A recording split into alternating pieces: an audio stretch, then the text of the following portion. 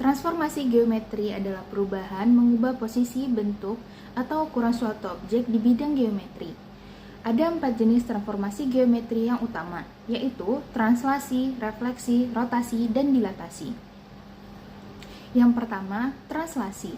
Translasi adalah jenis transformasi geometri yang menggeser suatu objek dari satu lokasi ke lokasi lainnya. Pada translasi, bentuk dan ukuran objek tetap sama, namun posisinya berubah. Translasi dapat dilakukan pada sumbu Y atau sumbu X. Contoh soal yaitu, misalnya terdapat titik A 2,3 dan B 4,6 dalam bidang koordinat. Kemudian, titik A digeser 5 satuan ke kiri dan 2 satuan ke atas. Tentukan koordinat titik A setelah translasi. Nah, solusinya yaitu titik A sebelum translasi adalah A 2,3. Titik A setelah translasi adalah A aksen dalam kurung 2 kurang 5, 3 tambah 2, yaitu A min 3,5. Jadi, koordinasi titik A setelah translasi adalah dalam kurung min 3,5. Yang kedua yaitu ada refleksi. Refleksi adalah jenis transformasi geometri yang memantulkan objek terhadap sumbu tertentu. Pada refleksi, bentuk dan ukuran objek tetap sama, namun posisi dan orientasi objek berubah. Contoh soalnya seperti berikut. Misalnya, terdapat segitiga ABC dengan koordinat A 1,2, B 3,4, dan C 5,6 dalam bidang koordinat. Kemudian, segitiga ABC direfleksikan terhadap sumbu-sumbu X. Tentukan koordinat titik-titik segitiga setelah direfleksi.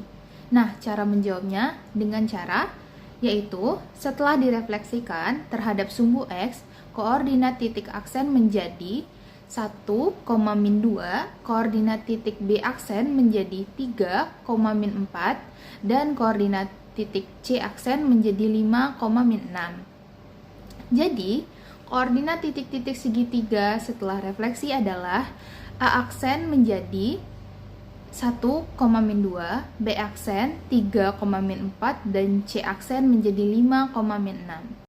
Yang ketiga ada rotasi. Rotasi adalah jenis transformasi geometri yang memutar suatu objek searah atau berlawanan arah jarum jam sebesar sudut tertentu.